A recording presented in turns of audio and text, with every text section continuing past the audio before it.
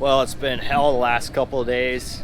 We encountered some issues getting the bike back together after doing a new tank and subframe and just messing with a bunch of stuff, and spent all day yesterday kind of going through the bike trying to solve some technical issues, but fortunately we met some people down here in Southern California, Rottweiler Performance. They specialize in KTMs, and also Three Brothers KTM, a dealership in Costa Mesa, and between those two guys, they kind of saved our butts because we didn't really know when we got down here until yesterday morning that the bike wasn't running, or it would run, but it would shut off every 5 seconds, and we were going to be out of operation. But we missed the Perris short track race last night, which wasn't really a big deal, but we're hoping to get to ride that and just get the bike shaken down a little bit since I haven't rode it since Texas. But instead, we spent the day working on it, and we hopefully figured everything out, so just waiting for practice and hopefully no more surprises. But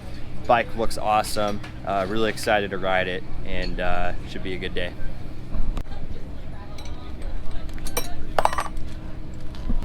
Pretty topped off. Was looking at the bike here. Since the last time I rode it, we got this fuel tank. It's hard to see under there, but basically we got a one-piece aluminum bodywork that eventually we're going to use it to make a mold so we can do fiberglass and carbon fiber bodywork, but we didn't have time, so we're running it raw. But underneath is a small fuel tank. We have a new subframe made in here, running a shock Davis Fisher lent us off one of his Kawasaki framer bikes, and we had to do a different, basically get rid of the air box and do these little tubes into these uni filters, and swing arms the same, but mainly just the bodywork, subframe, tank, and we moved some electronics, so that caused a couple issues, but definitely some major changes for this race. Looking forward to see how it works. And oh yeah, we got custom rear sets that we got to polish up a little bit, but everything just took a little longer than we thought. Travis had to just get it all done, but looks awesome and feels good. He also made this cool radiator guard, got his logo on it. Jeffrey Carver lent me some bars. I didn't have big tracker bars for this big track. Normally I run some ODI motocross bars on the short tracks, but on these half miles you kind of want a wider bar, more proper. Got some new canopies made. Thanks to SS Shades for busting those out. They came out awesome.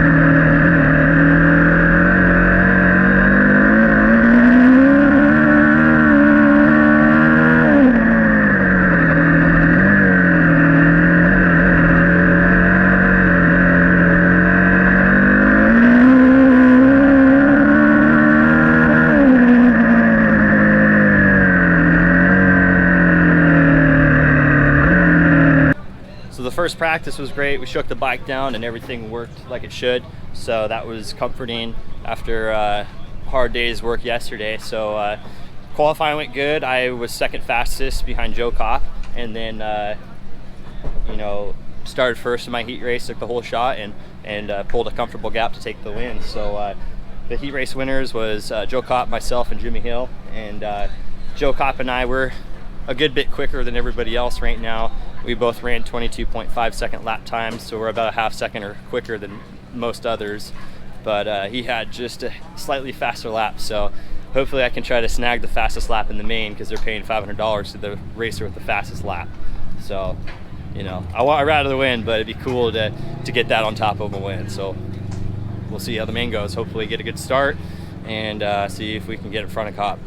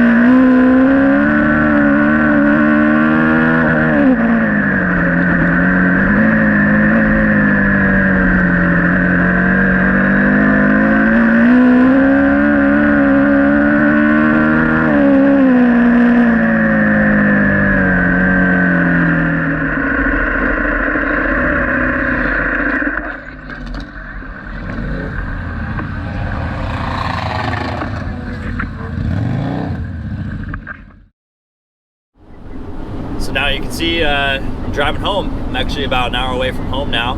I ended up staying a few days after the race, and the race went awesome, as you just watched. Got a great start, the bike hooked up, and I just launched out of there and took the lead and led a few laps, and then Joe got by me and we had a good close race.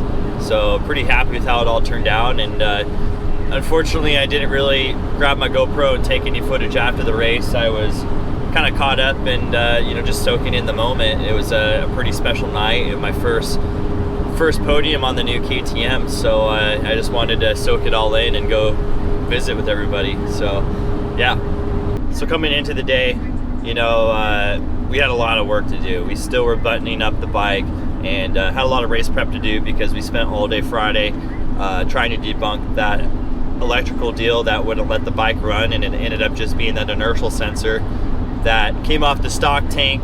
And when we got the race tank built, it just got kind of set inside the frame, and it needs to be oriented level for the bike to run and function, and it wasn't, so we fixed that. But still, we didn't know if there was anything else that we had to be worried about. So those first 3 practice sessions, I just rode the bike and changed the gearing, and then after that, we kind of figured, all right, everything's working, bike's solid, no more problems. So it was only until then we got to start fussing with suspension and tuning it in, and it was our first day on the dirt. So really happy with the second place result. We were just about a 10th of a second from winning the race, and it was a close race. And it was cool to have Davis Fisher and his dad Rex come over and work on the bike. I mean, they came over and just did some suspension tuning to the bike after I gave them some feedback, because I'm borrowing a shock from Davis. So really appreciate those guys. We made a pretty big shock change for the main event, and it paid off.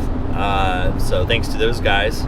And the rest of the bike, we just ran it, no changes, so we got some time between the next race, and we still got some refinements to do to the bike, but I'm really hoping to get some good seat time. And I think for what I was able to do with just showing up that day and riding the bike was impressive, and I know I'm not showing the full potential of the bike, so I'm pretty dang happy with how it came out. So I think the future is looking bright for this new bike. Just got home. First thing I want to do is visit the zebra.